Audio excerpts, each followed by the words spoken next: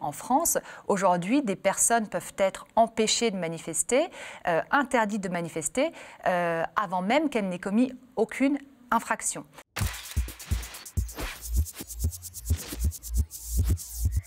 Je suis Katia Roux, je suis chargée de plaidoyer liberté à Amnesty International France. Édouard Philippe a annoncé de nouvelles dispositions relatives aux manifestations.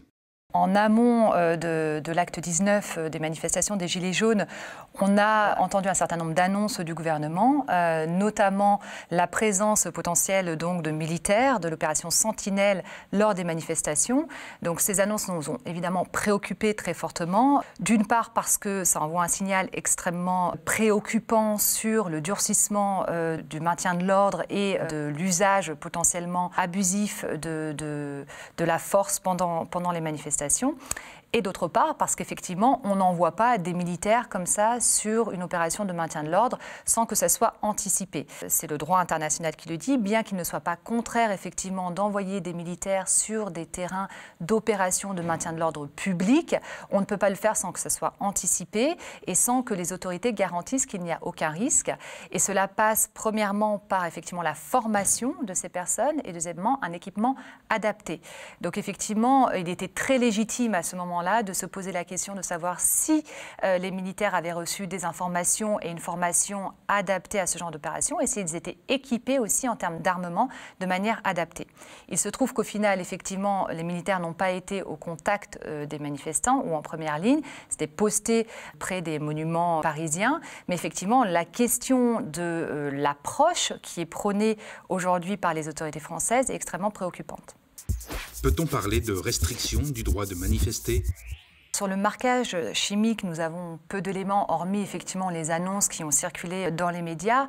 En revanche, sur la logique de restriction du droit de manifester, effectivement, là, il y a un signal extrêmement dangereux, à la fois dans les faits, avec des recours excessifs à l'usage de la force pendant les manifestations, mais aussi dans le droit, on a vu avec un durcissement finalement du cadre légal qui encadre le droit de manifester.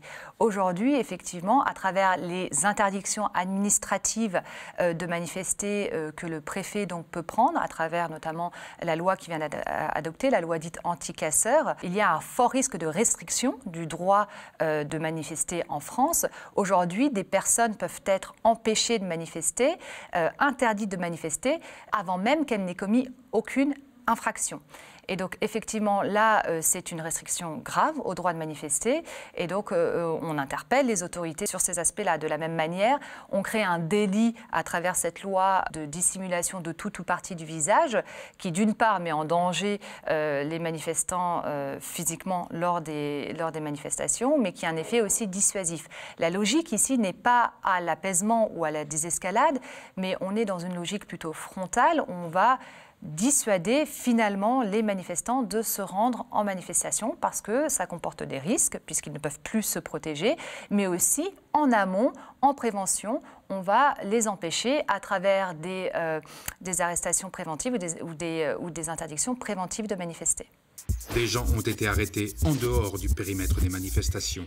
Le droit international prévoit que le recours à la force par les forces de l'ordre doit être nécessaire et proportionné. Nécessaire, ça veut dire qu'il ne peut pas en être autrement, il n'y a pas d'autre option et il doit être proportionné à la menace représentée par des individus qui commettraient des actes illégaux ou des violences. Aujourd'hui, ce qu'on constate, effectivement, c'est que des personnes, des manifestants pacifiques, des journalistes, des street medics, donc ces secouristes improvisés, sont aujourd'hui visés par les forces de l'ordre, empêchés de manifester et donc ça ne répond pas au caractère proportionné et nécessaire, effectivement, prévu par le droit international. Peut-on parler d'impunité des forces de l'ordre en France ? Les autorités ont largement condamné les violences dès lors qu'elles étaient dirigées contre les forces de l'ordre ou les dégradations des biens. En revanche, il y a eu peu ou pas de condamnation des violences à l'encontre des manifestants. Il n'y a pas eu véritablement de dénonciation, de condamnation suffisamment claire de ces violences-là. Et effectivement, nous appelons aujourd'hui les autorités, d'une part, à cesser ces violences et d'autre part, à diligenter des enquêtes qui soient transparentes, impartiales, efficaces, indépendantes, pour que les auteurs de ces faits puissent être tenus responsables.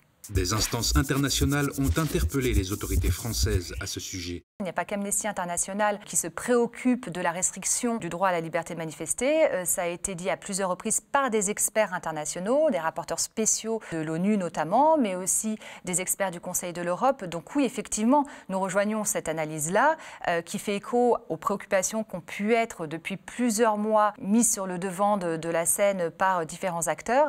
Et donc oui, nous rejoignons ces préoccupations. Il est important aujourd'hui que les autorités françaises entendent aussi ce message. Il ne faut pas se perdre dans cette logique justement de confrontation ou d'approche frontale, mais plutôt aller vers une désescalade et un apaisement de la situation. Et malheureusement, les signaux aujourd'hui ne vont pas dans ce sens-là.